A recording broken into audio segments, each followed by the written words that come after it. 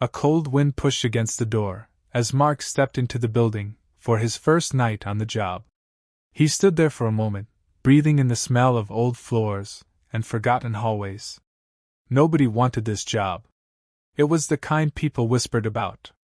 Late nights, tough conditions, and pay so low, most folks just laughed at it. But Mark wasn't laughing. He needed this. And more than that, his little daughter Emma needed him to keep everything together somehow. What he didn't know yet was that this unwanted job, the one everyone said would drain him dry, was about to become the best decision he ever made. The one that would show him how kindness can find you, even on the darkest days, and change everything. Mark's life had shattered in a single afternoon, 2 years earlier. His wife passed away suddenly, after a short illness, leaving him with a toddler, and a heart that felt cracked forever. The grief followed him like a shadow. Some nights he stared at the ceiling, wondering how he'd survive another day. He worked anywhere he could. Day shifts at a warehouse, short construction jobs, anything that kept their tiny apartment warm. But when the warehouse cut hours, he stared at an empty fridge, and a pile of bills that wouldn't wait. That's when he saw the ad, night janitor, old community center downtown. Online, everyone said the same thing. Don't take it. It's exhausting. The building is falling apart. Management doesn't care. But Mark didn't have the choice.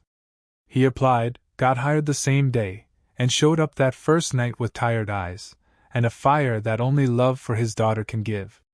The center was older than he thought. Creaky floors, dim hallway lights, classrooms full of dusty chairs. Yet something about it felt comforting, like a place where stories had lived for decades. His supervisor, Mrs. Green, thin silver hair in a bun, glasses ready to slide off, handed him keys and said, "We really needed someone. Most don't last a week. I hope you stay." Mark didn't promise anything. He just nodded and started cleaning. Most nights were quiet. He swept the gym floor, wiped tables, fixed leaky faucets, sorted forgotten equipment. Sometimes the loneliness hit hard. The building echoed, made him feel small. But every night, when he got home and peeked into Emma's room, saw her curled up sleeping peacefully, he remembered why. A few weeks in, he started noticing small signs of life. A painting class left colorful strokes drying on easels.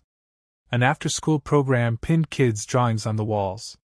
A lonely vending machine hummed in the corner, like it too was trying its best. Then one night, he heard soft footsteps behind him. He turned, and saw a teenage boy holding a basketball. "Oh, sorry," the boy said. "I thought the gym was still open.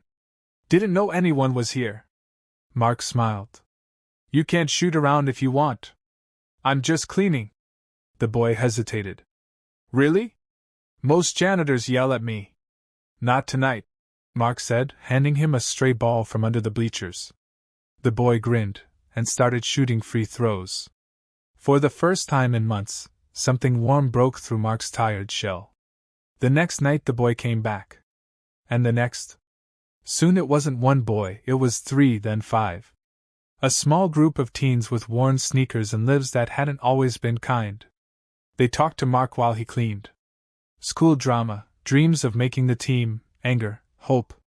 Mark listened. He didn't judge. He didn't preach. He just stayed. One evening, one of the boys, Jamal, looked at him and said, "You know, you're the only adult who actually stays to hear us talk." Mark didn't know what to say. But inside, something moved. Weeks became months. The community center stopped being just a job. It became the place where he belonged. Kindness showed up in tiny ways. Mrs. Green, accidentally, left extra snacks in the staff room. The art teacher taped a small drawing of Mark and Emma to the janitor closet door. One snowy December night, the boys surprised him. They'd saved money from part-time jobs and bought a gift, a framed photo of all of them in the gym, with handwriting that read, "Thanks for giving us a place to feel safe." Mark swallowed hard, fighting tears. No one had said words like that to him since his wife died.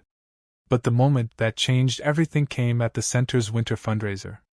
Mark stayed in the background as always, emptying trash, clearing tables. Halfway through the night, the director stepped on stage and said, "Mark, can you come up here, please?" He froze. "Me?" Mrs. Green smiled from the corner. "Go," she whispered. He walked up. The room applauded. The director spoke into the microphone. "This year we want to honor someone who went above and beyond. Someone who showed up when no one else would, and brought kindness back into these halls. He cleaned this building, yes, but he cleaned something far more important, our spirits. He listened to our kids, encouraged our programs, and reminded us why this center exists." Then she handed him an envelope.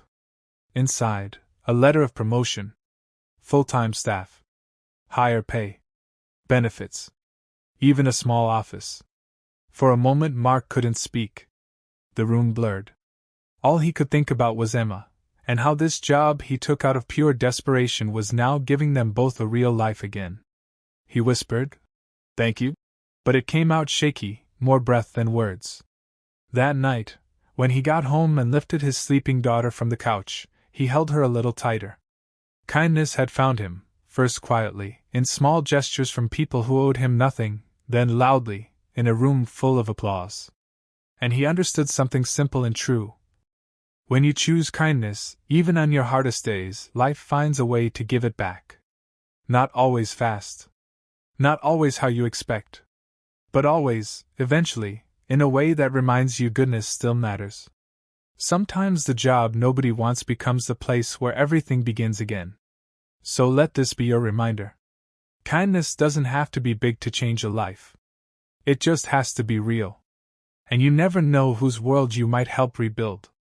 Maybe even your own.